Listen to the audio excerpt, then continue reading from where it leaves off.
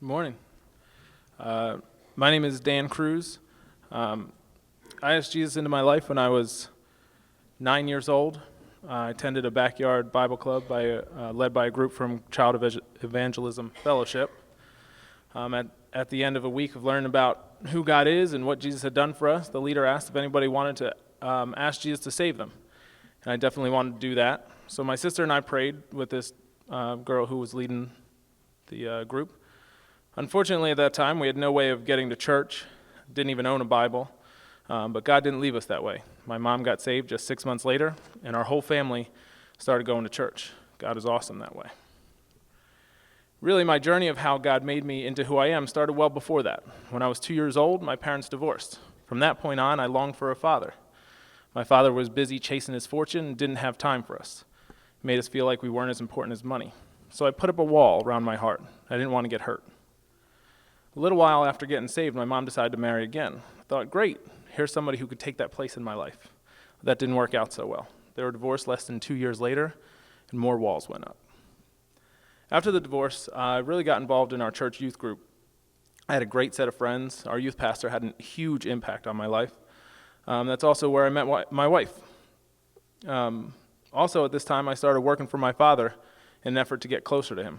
I worked with him for 5 years, and the entire time he told me how worthless I was, how I constantly was messing up and costing him money. After all, I was supposed to be his investment, his retirement plan when I took over his business. More walls. I started dating Julie, and I quit working for my dad. I realized I was looking for worth in the wrong place. I was looking for a fatherly relationship in the wrong place. I should have been looking towards God.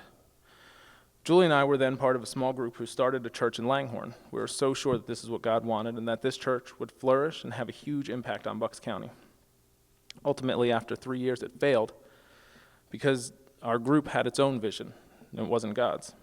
A lot of hurt came from this, and more walls.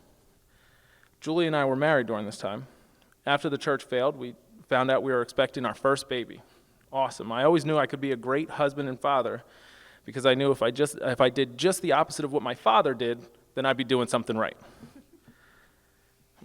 I was constantly looking back at who I didn't want to be instead of looking ahead at Jesus for the example of who I should be. We were in the process of looking for a new church when we found Bucks. I was determined not to get involved. Really, I was determined not to get hurt. So our little boy was born. It was great. Here I am, proud father with the next Derek Jeter in my arms. Life couldn't be better. Soon found out we were pregnant with baby number 2. This was great news. We needed a second baseman for our double play combination anyway. So we went to our second ultrasound, and the ultrasound tech seemed to be fiddling around quite a bit, like something wasn't right. After a few minutes, she put her equipment away and told us that our baby's heart stopped beating. This hurt more than any other hurt in my life. I didn't understand why this happened. But our church family rallied around us, a church family I tried not to be involved in. Many couples came up to us, people we didn't even know that well, and said, we've experienced losing a baby too. We know your pain. We're here for you. God is the comforter. Still, a wall was built a little higher.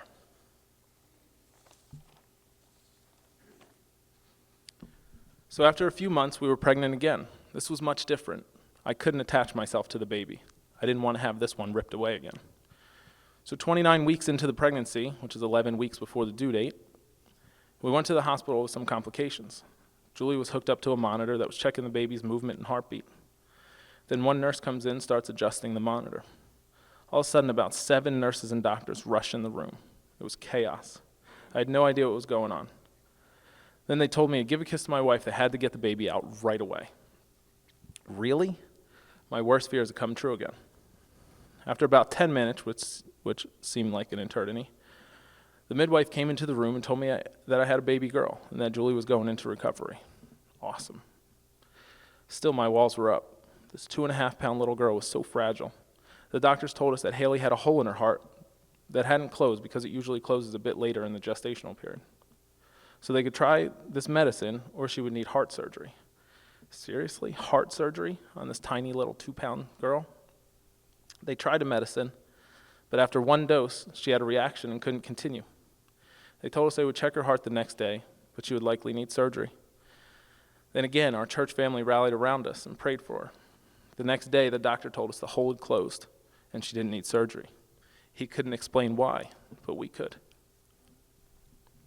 Haley left the hospital healthy in half the amount of time they told us to expect her to be there. So after this, I thought, okay, Lord, you never disappoint me. I'll start to get involved in a ministry. So I put my feet in the water. I felt led to help out with the elementary kids. They weren't scary, couldn't hurt me. So I went to Deb Eppolito after church one day, and I said I would like to teach. She just about fell over.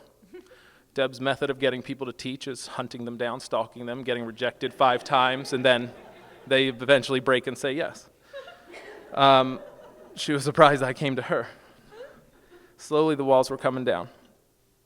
After a few years and 2 more children, I really started to find my worth in my heavenly Father and not looking for the approval of my earthly father. Coincidentally, my relationship with my dad started to get better. Then God really put an opportunity in front of me. He was testing to see if I would jump in with 2 feet or just dangle my feet in the water again. This time I was ready. 2 years ago, a sign language interpreter came to church just one time to interpret for Danielle. Immediately, I told Julie we need to talk to the interpreter after church. So we asked the interpreter if she could help us learn sign language. We really felt like working with deaf people is where God wanted us. She said her husband teaches a sign language class and he would contact us. I didn't hear from him, so I Google stalked him, found his email address, and I emailed him. No response. Emailed again. No response. Did a little further search, found his phone number, so I called him. He said that he wanted to put us in touch with a family in a similar situation to us. And that's when we met Ed and Sharon Umloff. God used them to help us learn sign language, start a deaf ministry here at Bucks, and we're currently in the process of adopting a deaf child.